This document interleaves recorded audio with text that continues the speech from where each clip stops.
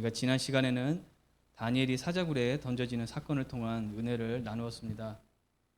메대 사람 다리오가 바벨론의 왕이 되고 고관 120명과 그 위에 총리 셋을 두었으며 그중 다니엘을 가장 높이 두고 관리하게 하려고 했습니다. 그것을 시기 질투했던 사람들은 왕을 설득해서 어떤 신에게도 기도할 수 없는 30일을 정하게 했습니다. 일과 관련해서는 아무런 흠도 찾을 수 없던 다니엘이 매일 하나님께 기도하는 점을 이용해서 고발을 하기 위해서입니다. 다니엘은 조서에 왕의 도장이 찍히고 금령이 선포된 것을 알았으면서도 윗방에 올라가서 하던 대로 하루 3번씩 무릎을 꿇고 기도하며 하나님께 감사드렸습니다. 다니엘의 기도와 생명이 위협받는 것을 통해서 성도의 기도 생활이 위협받을 수 있음을 우리는 보았습니다. 기도는 하나님과 연결되고 교제하고 또 간구하고 응답받는 유일한 수단이며 기도가 없는 신앙은 죽은 신앙과 같기 때문에 마귀는 정죄하고 유혹하고 걱정과 분열 등으로 생각과 시간을 빼앗고 우리를 기도하지 못하게 만듭니다. 다니엘이 죽음 앞에서도 기도를 선택한 이유는 기도하고 육체가 죽는 것이 기도하지 않고 영혼이 죽는 것보다 유익했기 때문입니다. 또 그가 기도에 목숨 걸 수 있었던 것은 모든 영역에서 하나님의 은혜가 너무나 큰 것을 잘 알았고 그것을 감사드리는 기도를 드렸기 때문입니다. 성도는 하나님의 존재를 의미 있게 여기고 하나님과의 관계가 더 깊어지길 원할 때 기도를 하게 되며 그런 마음은 하나님의 은혜를 알고 감사함에서 비롯됩니다. 하나님의 은혜는 우리에게 주신 가족과 물질과 직장뿐만 아니라 창조와 존재, 복음과 구원 같은 모든 차원에서 그 은혜를 깨달을 수가 있습니다. 그 은혜를 알면 알수록 우리는 더 깊이 기도하게 되고 깊이 기도하면 할수록 더 큰 은혜를 경험하게 된다는 것을 우리가 저번 시간에 나누었습니다. 오늘은 다니엘 9장에 기록된 사건에 대해서 나누기를 원합니다. 다니엘 1장부터 6장까지는 그가 포로로 끌려오고 그 이후에 일어난 사건들을 기록하고 그 이후로는 다니엘이 보았던 환상들에 대한 기록이 있습니다. 환상에 대한 설교 계획은 아직 없기 때문에 오늘 본문 9장이 다니엘서를 통해서 나누는 마지막 장이 될 것 같습니다. 9장 말씀은 메대 사람 다리오가 왕으로 세움을 받던 첫 해에 일어난 일임을 밝히고 있습니다. 그때 다니엘이 그보다 앞서서 쓰임받았던 선지자 예레미야가 하나님의 말씀을 기록한 책을 읽고 있는데 이스라엘 민족의 멸망과 또 포로 생활에 대한 아주 중요한 단서를 찾고 깨닫고 그것을 말하게 됩니다. 다니엘이 말씀을 읽고 영적으로 중요한 것을 깨닫는 장면은 기록된 말씀을 읽는 것이 하나님의 뜻과 계획을 아는데 절대적인 의미가 있음을 말해줍니다. 다니엘은 하나님께서 주시는 꿈과 환상을 보고 해석하는 사람이었죠.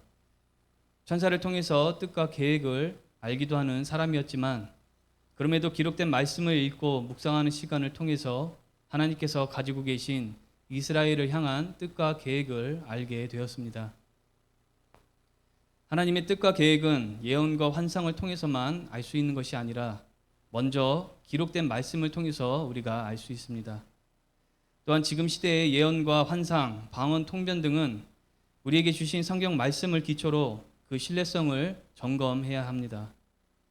점검한다는 것은 우리가 듣게 된 예언과 똑같은 말이 성경에 있는지 찾아보는 것이 아니라 예언의 성격, 내용, 또 방향, 그리고 예언의 열매 등이 성경 말씀과 부합하는지를 보는 것입니다. 또 예언을 하는 사람이 맺어온 열매도 말씀에 순종하는 삶의 열매인지를 확인해야 합니다. 그렇기 때문에 말씀을 통해서 예언의 신뢰성을 구별할 수 없는 상황에서는 예언을 듣는 것 자체가 유익하지 못할 수도 있습니다. 잘못된 예언을 통해서 삶이 복잡해지기만 할 수 있기 때문입니다. 말씀의 기초가 부족하거나 말씀 해석을 올바르게 하지 못하는 사역자와 단체가 예언 사역을 활발하게 할 경우에 많은 문제점을 일으킬 수 있다는 것도 이와 같습니다. 우리가 말씀이라고 하면 너무나 방대하고 또 해석하기 나름이라서 제대로 된 말씀을 기초로 하는 사역자인지 구분하기 어렵다고 생각할 수도 있지만 꼭 그렇지만은 않습니다. 말씀의 양은 방대할지라도 그 핵심은 간결합니다. 성경 말씀의 핵심은 삼위일체 하나님과 복음입니다. 복음이란 태초부터 삼위일체 하나님으로 계셨던 아들 예수님이 이 땅에 완전한 사람으로 오셔서 우리의 죄를 대신 짊어지시고 십자가에서 죽으시고 부활하시고 승천하셨으며 앞으로 다시 오셔서 통치하신다는 것과 그 예수를 구세주로 영접하고 믿어야만 구원이 있다는 것입니다. 하나님과 복음을 제대로 이해하기 위해서 우리가 말씀을 공부할 때 삼위일체 하나님, 그분의 창조 활동, 그분의 뜻과 섭리, 죄와 심판, 구원을 주시려는 마음과 사랑, 구원을 이루시는 과정, 예언의 성취, 또 우리에게 주시는 언약 등을 배우게 되면서 그 모든 것을 예수 그리스도를 통한 복음과 연결되는 것을 알게 됩니다. 이스라엘 민족의 역사를 깊이 배우는 이유도 인류를 구원하시기 위해 선택하신 사람 아브라함과 그의 자손들과 그 자손에서 태어난 예수님을 알아야 하기 때문에 이스라엘 민족의 역사를 배우는 것이며 그 목적은 하나님과 복음을 아는 것입니다. 예언이나 환상의 신뢰성을 구별하기 위해서뿐만이 아니라 기본적으로 교회를 찾고 선택할 때나 어떤 사역의 진위를 구별할 때 전해지는 말씀이 그 복음을 가리키고 있는지를 확인해야 합니다. 예수 그리스도와 복음은 없고 인간의 윤리적인 가르침이나 다른 교회와 단체를 비판하며 호응을 얻는 것이나 복음에 대한 올바르고 제대로 된 이해와 선포함이 없이 오로지 영적 신비로움과 기적을 체험하는 것에만 집중하는 곳이나 사상이나 어떤 세력에 참여하도록 하기 위해서 올가매는 방식으로 성경 말씀을 이용하는 사역은 우리가 피해야 할 것입니다. 또한 예수 그리스도의 복음을 변질시키는 사역도 당연히 피해야 합니다. 그런 사역이 보통 우리가 알고 있는 이단입니다. 이와 같이 말씀은 성도가 하나님의 뜻을 알고 음성을 들을 수 있는 근원일 뿐만 아니라 하나님의 뜻과 음성인지 구별할 수 있는 절대적인 기준이 됩니다. 예언과 같은 사역을 멸시하는 것이 아니라 어떤 사역이든 말씀에 기초한 사역이 되어야 하며 즉 말씀의 중요성에 대해서 강조하는 것입니다. 말씀은 그만큼 중요합니다. 그렇기 때문에 매일 열심히 읽는 것뿐만 아니라 복음을 제대로 볼 수 있고 또 이해할 수 있도록 성령의 인도하심을 구해야 하고 무엇보다 온전한 말씀을 전할 수 있는 설교자를 만나야 하고 이미 섬기는 교회의 설교자가 성령의 인도하심으로 복음을 전하는 설교자가 될 수 있도록 중보기도 해야 합니다. 다니엘은 선지자 예레미야가 살아있을 때 하나님께서 하신 말씀을 적어놓은 책을 보면서 예루살렘이 바벨론에 멸망한 그 이유와 멸망으로 인해서 황폐함이 유지될 기간을 알게 됩니다. 이스라엘 민족이 멸망하고 다른 나라의 통치를 받게 된 이유는 하나님의 능력이 부족해서가 아니라 그들의 죄가 너무나 컸기 때문입니다. 하나님께서 이스라엘에게 돌이킬 수 있는 기회를 수없이 많이 주셨지만 돌이키지 않았던 그들에게 그분의 공의로운 심판으로 합당한 징벌의 시간을 주신 것입니다. 예루살렘의 멸망으로 인해서 시작된 포로 생활은 70년이었습니다. 그들은 70년간 포로 생활을 하는 것으로 징벌을 받게 되었는데 기간을 그렇게 정하신 이유는 그들이 불순종한 여러 가지 율법 중에 토지와 관련된 율법에 의거한 기간이었습니다. 레위기 25장에 보면 6년 동안은 땅에 씨앗을 뿌리고 나무를 가꾸며 소산을 얻는 것을 정상적으로 행하되 일곱째 되는 해에는 그 땅이 쉬고 안식하게 하는 것을 7년마다 반복하라고 하셨습니다. 일곱째 되는 해에는 씨를 뿌리거나 포도원을 가꾸지 않고 또 전에 뿌린 씨가 자라더라도 특별히 가꾸지 않고 그 가꾸지 않은 땅에서 나온 소산물을 땅 주인과 남녀 종이나 함께 사는 자들과 또 들짐승이 먹도록 하셨습니다. 그러나 이스라엘 민족은 일곱째 해에 쉬는 안식년을 지키지 않았고 그들이 지키지 않은 연수를 모두 합해서 70년 동안 포로 생활을 하도록 하신 것입니다. 그 시간에 예루살렘 땅은 누리지 못했던 안식년을 누리게 하신 것입니다. 역대하 36장 21절 말씀에서 예레미야의 예언대로 땅이 70년간 안식을 했다라고 말을 합니다.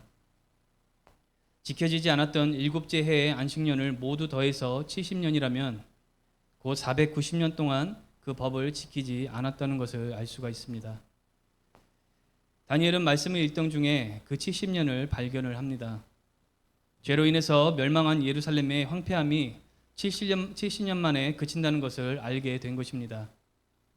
그 말은 곧 예루살렘이 회복하는 날이 온다는 것을 의미합니다. 다니엘이 바벨론으로 온 지 70년이 가까워졌을 때 그 말씀을 읽었기 때문입니다. 말씀을 깨달은 다니엘은 금식을 하고 베옷을 입고 재를 덮어쓰고 기도하게 됩니다. 금식과 베옷과 재를 덮어쓰고 기도하는 것은 전형적인 회개의 기도입니다.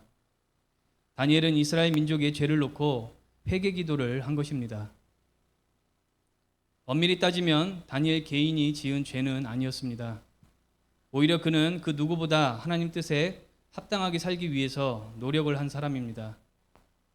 하나님을 멸시한 조상들과 많은 사람들 때문에 나라가 멸망하고 포로로 끌려온 일에 억울하게 휘말리게 된 피해자라고 볼 수도 있습니다.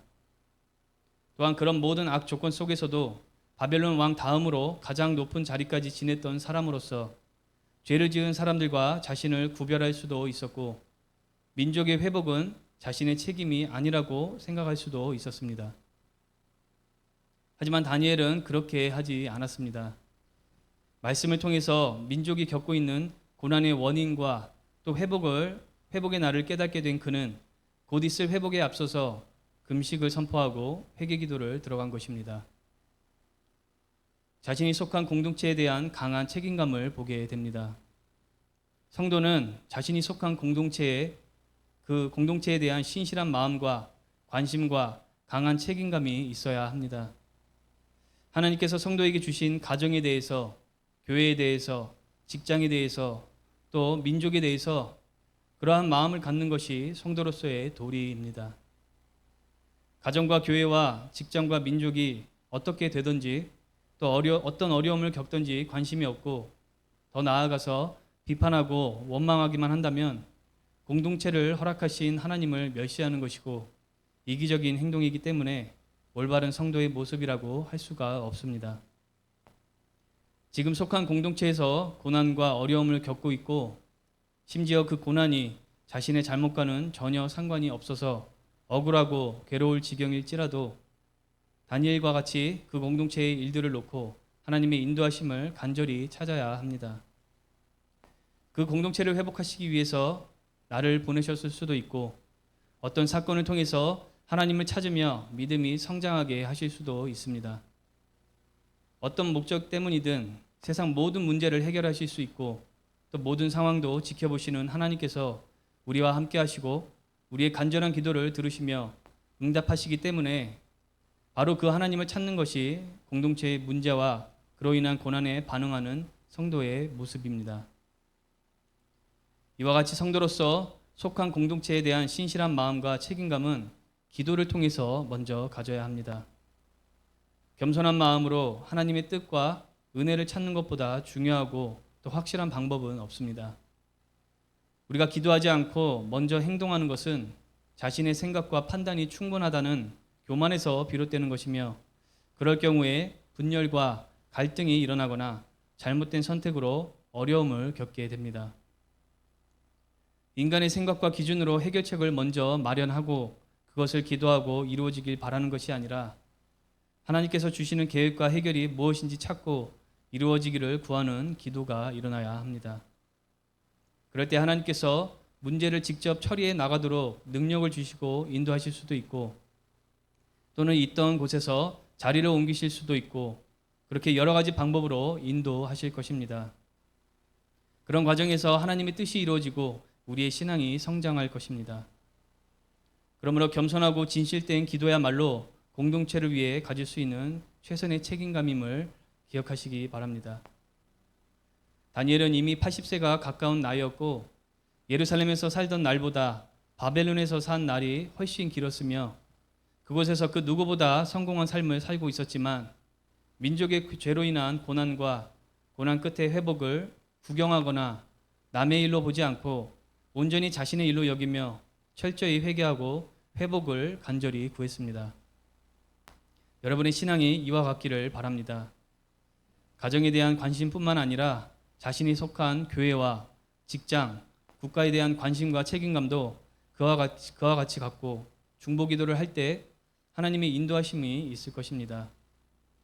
또 우리가 속해 있는 공동체를 위해서 기도해야 한다는 것을 아는 것만으로도 이미 하나님께서 중보하도록 세운 일꾼이라는 것을 알아야 합니다. 다니엘은 어쩌다 하나님을 잘 믿어서 성공한 사람이 아닙니다. 하나님께서 처음부터 그의 믿음을 보시고 바벨론에 세우신 하나님의 종입니다.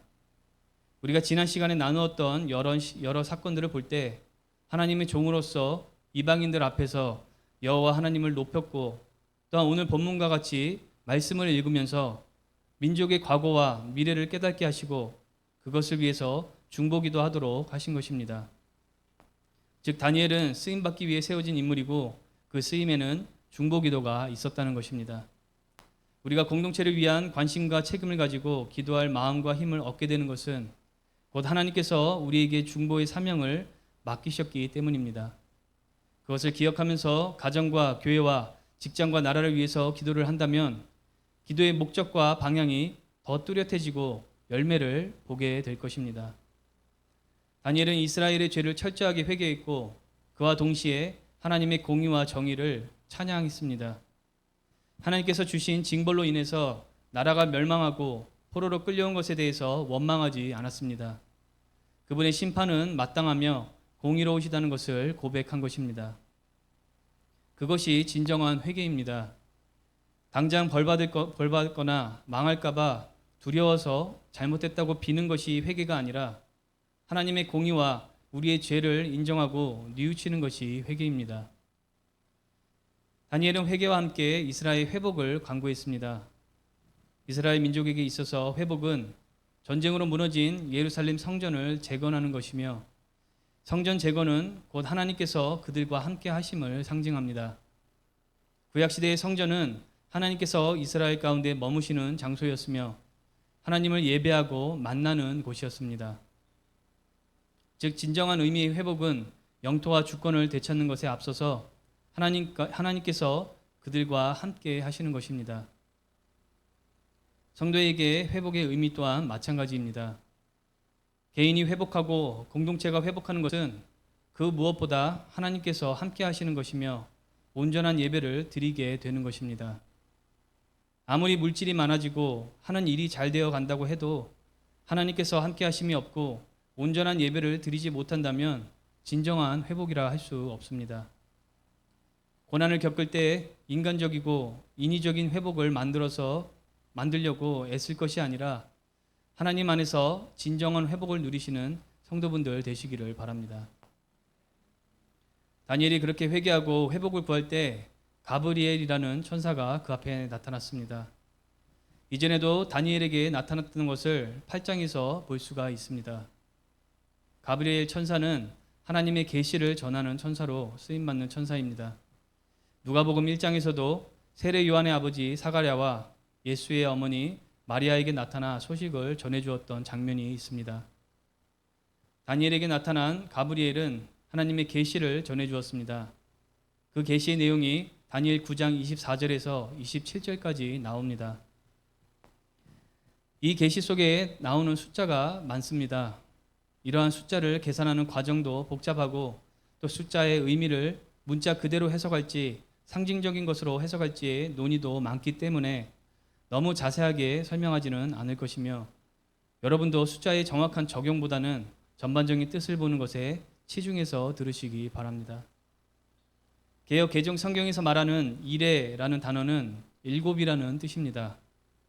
24절에서 27절까지 나오는 이레는 히브리 언어로 일곱 날 또는 일곱 해로 해석할 수 있으며 말씀의 배경을 고려할 때 일곱 해라는 것을 알 수가 있습니다. 24절의 일은 이레는 곧 일곱 해가 70번, 즉 490년을 말합니다. 앞서 토지에 대한 율법 관련 70년의 안식년을 설명할 때와 비슷한 맥락입니다.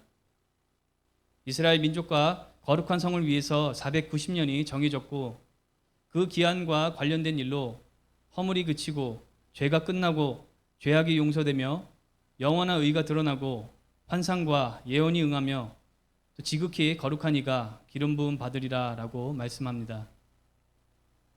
이러한 일들은 곧 예수 그리스도가 오심을 상징합니다. 특히 마지막 부분에 거룩한 이가 기름 부음을 받으리라 라는 대목은 기름 부음 받은 자, 곧 메시아를 말하며 예수님을 가리킵니다. 25절에서는 기름 부음 받은 자가 일어나기까지 7일에 곧 49년과 62일에 곧 434년의 합인 483년의 기간이 지나는데, 그 기간에 시작하는 날은 바벨론에 의해서 멸망한 예루살렘을 중건하라는 명령이 선포되는 때부터입니다.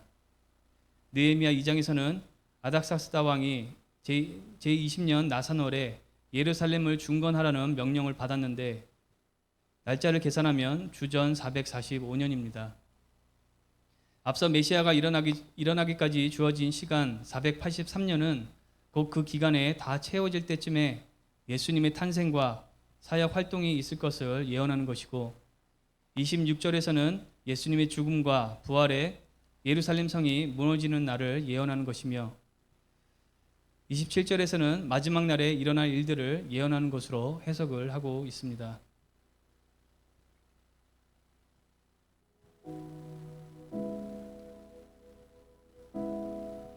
다니엘이 회개와 회복을 위해서 간절히 기도했을 때 하나님께서 그에게 계시해 주시는 것은 이스라엘 민족의 회복뿐만 아니라 온 인류를 회복하시는 계획이었습니다. 하나님께서는 이 세상의 모든 사람들과 공동체를 하나님 안에서 회복하시기를 원하시는 것입니다. 그것이 바로 하나님의 성품이고 사랑입니다. 그래서 우리에게 고난과 역경과 또 징벌을 허락하실 때도 이미 회복의 시간을 계획하십니다. 이스라엘 민족이 죄로 인해서 70년간 징벌이 시작될 때부터 그들의 회복 또한 말씀을 하셨습니다. 예레미야 30장에서 그러한 하나님의 뜻을 우리는 볼 수가 있습니다.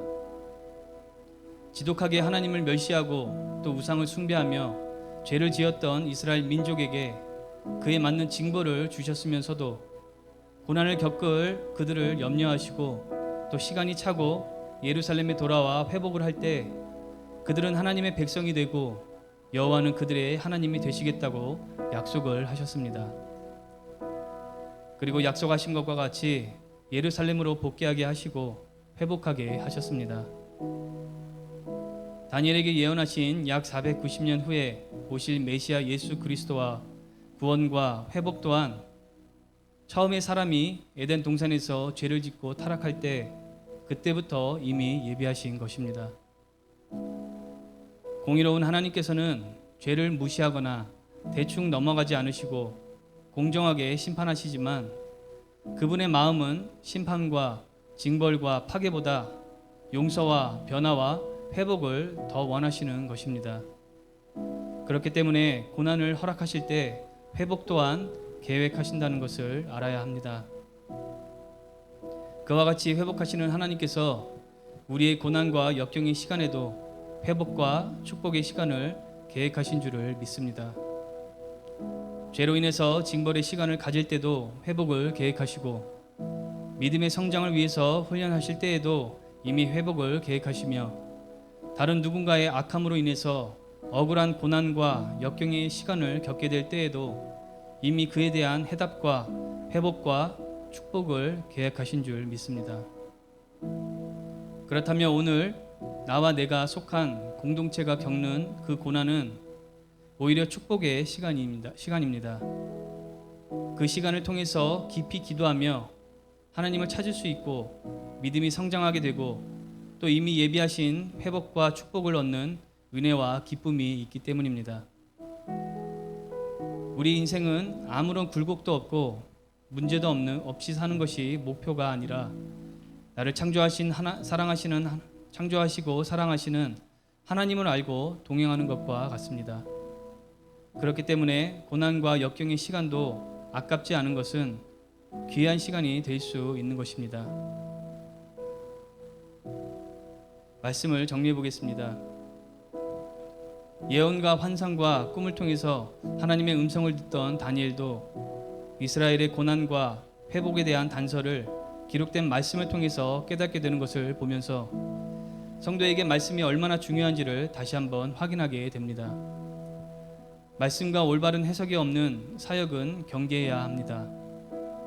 말씀의 핵심은 삼위일체 하나님과 복음입니다. 핵심을 벗어난 말씀은 잘못된 것임을 우리는 알아야 합니다. 말씀을 통해서 이스라엘 민족이 겪는 고난이 죄에 대한 징벌인 것과 또 회복의 날이 있다는 것을 알게 된 다니엘은 구경만 하는 것이 아니라 공동체에 대한 관심과 책임감을 가지고 회개하며 회복을 구했던 모습을 통해서 성도는 속한 공동체에 대해 무관심하거나 비판할 것이 아니라 관심과 책임감을 가지고 무엇보다 먼저 진실된 기도로 중보해야 한다는 것을 보았습니다. 이스라엘 민족의 진정한 회복은 성전이 재건되는 것이며 성전 재건은 곧 하나님께서 그들과 함께 하심을 상징하고 온전한 예배가 드려지는 것을 의미합니다. 성도의 회복은 인간적이고 인위적인 방법으로 만들 수 있는 것이 아니라 하나님께서 함께 하시고 예배가 살아나는 것입니다.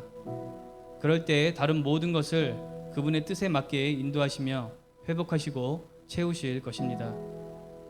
다니엘의 기도에 대한 응답으로 이스라엘의 회복뿐만 아니라 인류 전체가 죄와 저주로부터 회복하고 구원받을 수 있는 길을 메시아 예수를 통해서 마련하신 것을 보면서 우리가 죄를 통해 징벌을 받을 때도 또 믿음의 훈련을 받을 때도 악한 자로 인해 억울한 고통을 겪을 때도 그 모든 고난이 있기 전에 이미 회복과 축복을 예비하신 하나님이시라는 것을 기억을 한다면 하나님과 친밀해지고 믿음이 성장하고 회복과 축복을 경험할 수 있는 고난의 시간이 충분히 의미 있는 시간임을 알고 감사할 수 있습니다.